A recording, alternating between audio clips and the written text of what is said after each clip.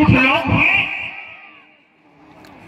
जिन्होंने माता पिता गुरु की नहीं मानी।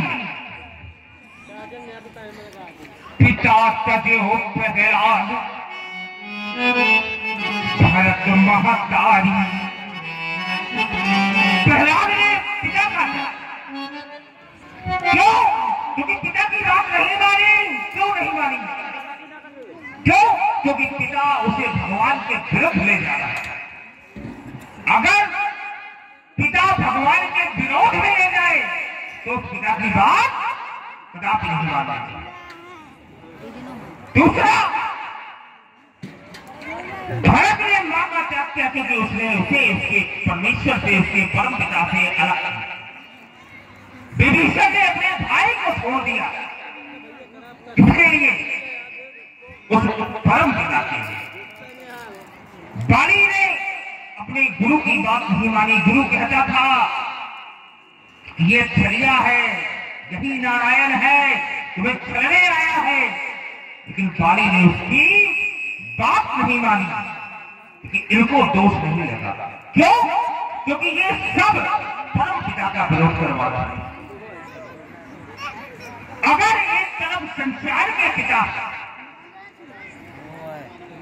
और दूसरी तरफ परम पिता है तो क्या करना चाहिए?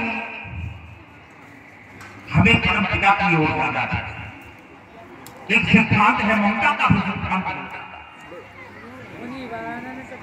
ममता के दो रूप होते हैं। देखिए इसी जगह से जोड़ रहा हूं।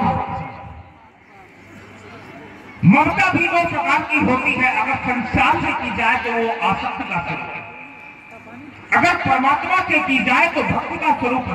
लेकिन जो हमसे बड़े होते हैं वो भी हमारे लिए हमारे मार्गदर्शक और उस परम पिता के तुल्य भी होते हैं। बुद्धि के प्रति अनुराग होता है। लेकिन सिद्धांत क्या कहता है? मानस में बाबा स्वयं लिखते हैं कि माता के 10 स्थान, ममता के 10 स्थान है। उन 10 स्थानों में ममता नहीं करनी चाहिए। और कौन से? कि जननी जनक बंधु सुतदारा और तन धन भवन सुहृद परिवारा। सबसे ममता ताज बटोरी और ममता नहीं बांधे बड़ तोरी। 10 स्थानों की ममता कौन कौन थी? जननी अर्थात मां, जनक पिता, बंधु भाई, पुत्र पुत्र, दारा पत्नी, तन शरीर, धन परिवार, सुहृद जो स्नेही जन है, इनकी जो ममता है, इन सभी ममताओं की रस्सी बनाओ और उन ममता को मेरे चरणों में समर्पित कर दो। क्या संसार का हर व्यक्ति ये कर सकता है? क्या माता के प्रति हम अपना प्रेम नहीं कर सकते? माता के प्रति जो ममता है उसे भक्ति का स्वरूप, क्योंकि माता पिता भी भगवान का ही रूप होते हैं। हम भगवान को मानते क्यों है? क्योंकि भगवान स्वयं कहते हैं कि अकेले तो यह मोर उपाया। यानी ये संपूर्ण विश्व है क्या? मेरा उपाय है। भगवान ने सबको बनाया है, लेकिन इस संसार में हमको बनाने वाले हमारे माता पिता हैं। तो क्या हमें माता पिता के प्रति ममता नहीं करनी चाहिए? करनी चाहिए। माता के प्रति भक्ति करनी चाहिए, पिता के प्रति भक्ति करनी चाहिए।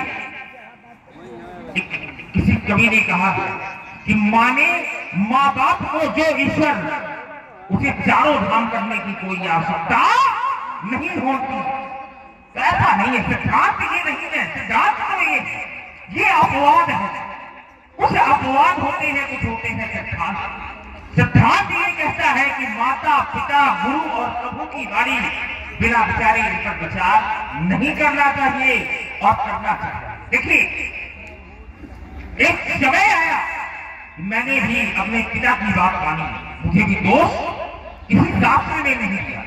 तो मैंने दूसरी बात की, तो मैंने कहा कि यहाँ के लोग कब कि जब दो चाप खंड मही देख लोग सब भय सुखारे। जब यहाँ के लोगों ने चाप खंड डालते हुए प्रभु को देखा तभी सभी लोग सुखी हुए। बिल्कुल सुनिए, तुम्हारी बात सही है। यहाँ के लोग सुखी क्यों है? क्योंकि उन्होंने धनुष तोड़ने वाले को देखा है। अब मैंने धनुष तोड़ने वाले को नहीं देखा, मेरे सामने क्या स्थिति थी? मेरे सामने स्थिति थी कि देखे चाप खंड मही डाले, लेकिन कब? सुनत वचन जब अनंत निहारा। जब मैंने राजा जनक के वचन सुने और तब मैंने इस धनुष को देखा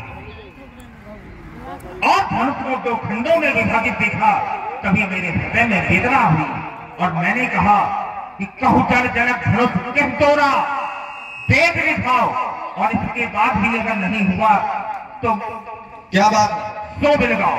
और हमारे भैया श्री अमोल सिंह कपसा निवासी हैं, इनके द्वारा 51 पुष्प मुद्राएं दोनों विभूतियों के श्री चरणों में सादर समर्पित हैं। बहुत बहुत व्यास जी, यद्यपि परशुराम जी के हृदय में वेदना ना होनी चाहिए, क्यों? क्योंकि सिद्धांत कहता है आया